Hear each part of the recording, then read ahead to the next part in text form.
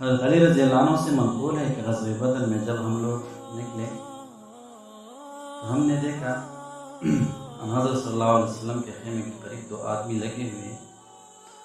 ہم نے ان کا تعاقب کیا تو پتہ چلا کہ ایک قریشی ہے اور دوسرا عقبہ بن معیط کا غلام ہے۔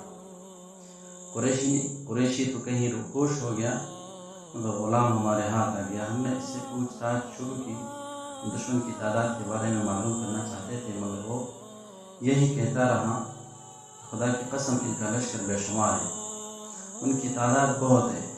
حتیٰ کہ مسلمانوں نے حقیقت حال معلوم کرنے کے لیے مار پٹائی بھی کی۔ حضور صلی اللہ علیہ وسلم کی خدمت میں سے پیش کیا گیا تو حضور صلی اللہ علیہ وسلم نے اس سے کفار کی تعداد کے بارے میں پوچھا مگر اس کا ایک ہی جواب تھا کہ وہ بہت زیادہ ہے۔ اس مجمل جواب سے اصل مسئلہ حل ہونا مشکل تھا، اس لیے حضور صلی اللہ علیہ وسلم نے ایک ترکیب سے حقیقت دریافت فرمائی۔ وہ یہ کہ اس سے پوچھا کہ لشکر میں کتنے اونٹ ذبح ہوتے ہیں؟ اس پر غلام نے کہا روزانہ 10 اونٹ ذبح ہوتے ہیں۔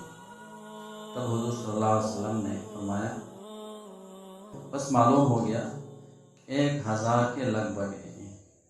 ایک اونٹ تقریباً 100 آدمیوں کے لیے کفایت کرتا ہے، 10 اونٹ 1000 آدمیوں کے لیے کافی ہیں۔